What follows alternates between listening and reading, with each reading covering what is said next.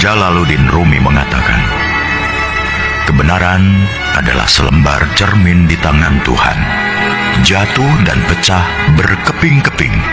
Setiap orang memungut kepingan itu, memperhatikannya, lalu berpikir telah memiliki kebenaran secara utuh. Salah satu karakteristik umat beragama memang saling mengklaim kebenaran agamanya. Mereka juga tidak butuh pembuktian, namanya saja iman.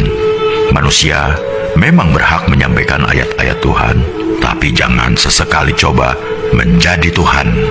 Tidak usah melabeli orang masuk surga atau neraka, karena kita pun masih menghamba. Latar belakang dari semua perselisihan adalah karena masing-masing mengklaim golonganku adalah yang terbaik, karena Tuhan sendiri yang mengatakannya. Lantas, pertanyaan saya adalah, kalau bukan Tuhan, siapa lagi yang menciptakan para Muslim, Yahudi, Nasrani, Buddha, Hindu, bahkan ateis, dan memelihara mereka semua sampai hari ini? Agama apapun tidak ada yang meragukan bahwa Tuhan itu Maha Kuasa dan Maha Segala-galanya. Jika Dia mau, Dia bisa saja menjadikan kita semua sama, serupa, seagama, sebangsa, budaya yang sama. Tapi tidak kan? Apakah jika suatu negara dihuni oleh rakyat dengan agama yang sama, hal itu akan menjamin kerukunan? Tidak. Assalamualaikum warahmatullahi wabarakatuh. Allahu Akbar. Allah ya dal jalali wal ikram. Sungguh maha agung Allah, maha sempurna Allah dengan segala ciptaan dan kekuasaannya. Saat ini kita berada di lokasi wisata Gunung Mas, di sebuah pegunungan yang begitu indah, tepatnya di Desa Tugu, Mantub, Kabupaten Lamongan. Kekuasaan Allah, alam semestanya Allah ini kalau kita amati sangat luar biasa. Allah menciptakan semesta ini, ada lautan, ada pegunungan, ada perbukitan, ada tumbuh-tumbuhan, dan makhluk-makhluk lain yang begitu indah. Ini yang ada di planet bumi saja, belum kita mengamati yang ada di langit. Ada bintang, rembulan, matahari, dan kesemuanya itu memang berbeda-beda. Nah, perbedaan inilah yang akan menjadikan satu warna yang indah, satu pemandangan yang indah. Makanya Allah tidak lain menciptakan sesuatu dengan sebuah perbedaan, artinya tidak sama. Ini supaya kehidupan ini terlihat indah, terlihat hidup. Coba kita bayangkan, andai kata Allah ini menciptakan semesta ini hanya dalam satu bentuk, ya tentunya kehidupan ini tidak akan terasa indah dan bisa berjalan. Makanya terinspirasi dari sini, ternyata perbedaan ciptaan Allah, perbedaan ciptaan Allah yang secara bisa kita lihat, ini merupakan satu rahmat, satu karunia teragung, dan menunjukkan betapa agungnya Allah. Begitu pula kalau kita ambil kesimpulan pada diri kita sendiri, baik dari sisi fisik kita, juga dari sisi kejiwaan kita atau pemikiran kita, juga berbeda-beda. Ketika kita mau jalan-jalan, ini ketepatan di tempat wisata ini banyak sekali orang, banyak sekali pengunjung. Ketika saya berjalan tadi, saya sempat berpikir, dari sekian ratus orang, dari sekian ribu orang yang saya lihat, di situ tidak akan mungkin pemikiran mereka itu sama. punya keinginan yang sama, itu tidak akan mungkin. Dari sekian ribu orang, dari sekian ratus orang, ini tidak ada orang yang pemikirannya sama, sekalipun berjalan bersama. Nah, ini menunjukkan maha agungnya Allah, menunjukkan satu sifatnya Allah, yaitu laisa kamitslihi syai'un. Jadi artinya Allah itu tidak sama dengan apapun yang diwujudkan dalam makhluknya atau alam semestanya. Jadi tidak ada satupun di alam semesta ini yang serupa, yang sama, tidak ada. Nah, termasuk pemikiran-pemikiran kita. Makanya seringkali kalau kita tidak menyadari, kadang kita seringkali memaksakan pendapat kita, memaksakan keyakinan kita atau kebenaran yang kita yakini kepada orang lain. Nah, ini sebetulnya tidak boleh. Sehingga dengan memaksakan satu kebenaran atau pendapat, kadang yang terjadi malah perdebatan, malah pertengkaran, dan malah nanti ya merusak satu hubungan, baik itu dengan teman kita, lingkungan kita, atau orang lain. Ini yang penting kita sadari, dan memang kita harus sadar betul bahwa Allah menciptakan sesuatu itu dengan berbeda-beda antara satu dengan yang lain, baik itu juga termasuk pola berpikir atau cara berpikir mereka juga berbeda. Makanya dalam teori hukum kebenaran, kebenaran ini bersifat teorinya, kebenaran ini hukumnya relativitas. Relativitas ini artinya sudut pandang kebenaran menurut seseorang ini berbeda-beda. Jadi dan ini tidak harus dipaksakan.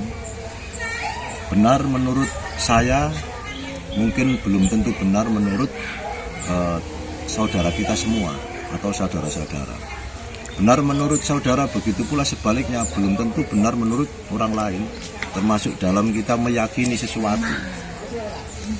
Bukan berarti mereka salah atau kita salah, enggak. Dan memang disitulah Allah memberikan satu perbedaan, tingkat perbedaannya itu di situ. Sehingga dengan perbedaan di situ akan ada satu pelajaran yang berharga bagi kita, penyempurna bagi kita. Jadi kebenaran itu sifatnya relativitas, tidak bisa dipaksakan. Satu contoh, ini seorang insinyur pertanian. Ini satu contoh saja. Seorang insinyur pertanian melihat satu lahan yang kosong, satu contoh tempat yang kosong atau lokasi yang kosong, tentunya insinyur pertanian ini berpendapat lahan ini alangkah baiknya kalau dibuat pertanian yang bagus, perkebunan yang bagus. Ini di mindsetnya seorang insinyur pertanian. Nah, lain lagi kalau kita berjumpa seorang ahli ekonomi, magister ekonomi,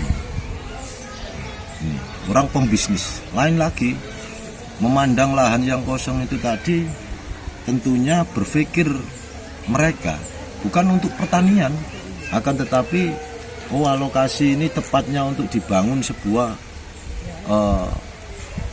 plaza atau sebuah hotel atau tempat-tempat yang lain yang mana di situ akan tentunya menghasilkan sesuatu. Nah, makanya ini adalah masalah kebenaran, ini adalah tergantung sudut pandang saja. Termasuk kita sendiri terkadang perdebatan, pertentangan sampai terjadi pertengkaran ini hanya karena sudut pandang saja. Jadi sebetulnya sama-sama benar menurut kemampuan mereka berpikir. Masing-masing orang berpikir ini punya kemampuan sendiri-sendiri, termasuk dalam satu kajian kitab, kalau orang syariat ya memandang sesuatu dari sisi syariatnya. Nah, kalau orang syariat ini ditemukan orang hakikat, ya tentunya berdebat, karena mereka punya pengetahuan dan wawasan yang berbeda. Jadi ini tidak bisa. Jadi harus kita pahami. Jadi setiap orang punya kemampuan cara berpikir yang berbeda-beda. Ada orang yang pemahamannya hanya di pemahaman syariat torekot. Kemudian kita temui lagi orang yang pola berpikirnya sudah di hakikat makrifat. Nah ini kalau ditemukan ya juga tidak akan pernah ketemu, yang terjadi akan perdebatan. Sebetulnya sama benarnya. Cuma terkadang kita terbawa oleh ambisi kita, terbawa oleh sifat ego kita, sehingga seringkali kita memaksakan kebenaran yang kita yakini ini kepada orang lain. Sebetulnya itu kurang baik. Artinya apa? Kita bisalah menyampaikan pengetahuan kita, tapi tanpa harus memaksa orang itu harus ikut dengan kita. Hanya tugasnya menyampaikan saja pengetahuannya masing-masing. Yang punya ilmu syariat atau rekod ya mau disampaikan seperti ini. Nah, masalah orang mengikuti atau tidak itu ya terserah. Begitu pula yang berpengetahuan yang sudah tingkatan hakikat makrifat, ya itu hanya disampaikan saja. Karena urusan pemahaman tersebut adalah urusannya Allah, bukan urusan kita untuk memahamkan sesuatu. Tugas kita ya hanya menyampaikan apa yang ingin kita sampaikan. Masalah nanti orang lain menerima apa tidak, ya itu biarkan, tidak apa-apa. Seperti itu. Sehingga kalau kita bisa berpikir yang baik, berpikir yang rasa toleransi kita tinggi, pengertian, tingkat kedewasaan, cara berpikir, tentunya dalam menjalin hubungan di masyarakat yang bermacam-macam karakter, bermacam-macam tingkat pemahaman dan pemikiran, tentunya tidak sampai terjadi perselisihan, perdebatan, bahkan terjadi pertengkaran hanya karena berebut kebenaran. Karena hakikatnya kebenaran hakiki itu hakikatnya kebenaran Allah, kebenaran zat yang maha pencipta ini. Dan kita ini hanya bagian-bagiannya. Nah, jadi seperti itu.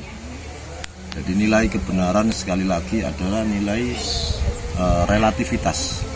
Jadi kebenaran itu masing-masing. Salah satu contoh seorang petani, ya tentunya dia menganggap pekerjaan yang paling enak, paling tepat ini ya bertani. Begitu pula orang yang berdagang. Tentu seorang pedagang memandang sesuatu atau pekerjaan, ini salah satu contoh saja, ya orang harus berdagang. Seperti itu. Begitu pula yang mungkin pejabat atau birokrasi, mereka memandang pekerjaan yang paling baik itu ya sebagai pejabat atau birokrasi. Ini hanya tergantung sudut pandang saja. Makanya kita dalam menyikapi suatu masalah, ya kita belajar untuk lebih bijaksana, lebih dewasa dalam berpikir. Satu contoh kecil saja. Ada ini saya gambarkan sedikit. Ada semacam lembaran kertas uang. Ini hanya terkait sudut pandang saja. Nah, ini pemirsa. Ini satu contoh. Nah, ini kalau kita sudut pandang kita hanya dari satu sisi, tentu uang ini yang terlihat adalah hanya gambar orang besar, hanya gambar seseorang yang tanpa membawa apa, hanya kepalanya yang besar ini. Tapi kalau kita pandang dari sisi yang lain, tentunya berbeda. Dan ya, kalau dilihat dari sisi berikutnya, beda lagi gambarnya, seperti ini. Ya, seperti itulah kita memandang satu sudut pandang kebenaran. Dari sisi mana kita memandang? Seringkali dicontohkan dalam orang-orang bijak. Ya, orang memandang sesuatu tidak boleh dari hanya satu sudut saja. Nah, dari berbagai macam sisi. Ini sehingga kita paling tidak ini menjadi orang yang bijaksana. Jadi orang yang bijaksana dalam menyikapi suatu masalah. Kita tidak mudah menyalahkan pendapat orang lain atau pandangan orang lain atau prinsip-prinsip orang lain, sehingga kita bisa saling menghargai. Jadi seperti itu. Ini sangat penting sekali kita pahami, sehingga dengan memahami ini kita hidup bermasyarakat, hidup berinteraksi sosial, di masyarakat kita tentunya akan terjaga dengan baik. Karena tujuan kita pada intinya, tujuan kita hidup tidak lain adalah saling berkasih sayang. Saling berkasih sayang. Jadi semua ajaran, semua pelajaran apapun, ajaran apapun ini mengajarkan sifat kasih sayang. Di agama kita sendiri, di Islam, apapun yang kita lakukan mesti harus diawali dengan kalimat Bismillahirrahmanirrahim, yaitu atas nama Allah yang Maha Pengasih dan Maha Penyayang. Artinya apa? Ya, yang kita lakukan di kehidupan ini ya harus berkasih sayang antara satu dengan yang lain. Sekalipun beda pendapat kita, beda tingkat pendidikan kita, beda tingkat status sosial kita, ini kita harus berkasih sayang. Ini tujuan utama dari kita diciptakan oleh Allah, sehingga kita diberi Allah amanah sebagai khalifah di muka bumi ini, betul-betul menjadi khalifah yang baik, khalifah yang adil dan bijaksana, seperti itu. Jadi makanya mari kita sama-sama belajar. Saya sendiri juga belajar untuk mengalahkan ego kita masing-masing. Jadi pada dasarnya memang setiap orang, kalau kita amati di setiap pergaulan, di kehidupan masyarakat, orang itu hanya satu. Setiap orang pasti ingin dihargai, itu saja. Setiap orang, siapapun itu. Jadi artinya setiap orang ini secara kebutuhan dasar psikologis manusia ini satu hal, ingin dihargai, itu saja. Nah, sekarang bagaimana cara kita bisa menghargai saudara kita, teman kita, sahabat-sahabat kita, sehingga dengan kita menghargai orang lain, tentunya orang lain pun akan bersikap sama seperti yang kita lakukan. Seperti itu. Itu saja sekilas bincang-bincang siang. Mudah-mudahan sedikit berbagi pengetahuan ini berguna, khususnya untuk diri saya pribadi, dan mungkin saudaraku yang di luar sana yang saat ini lagi mendengarkan atau menyimak video. Terima kasih. Assalamualaikum warahmatullahi wabarakatuh.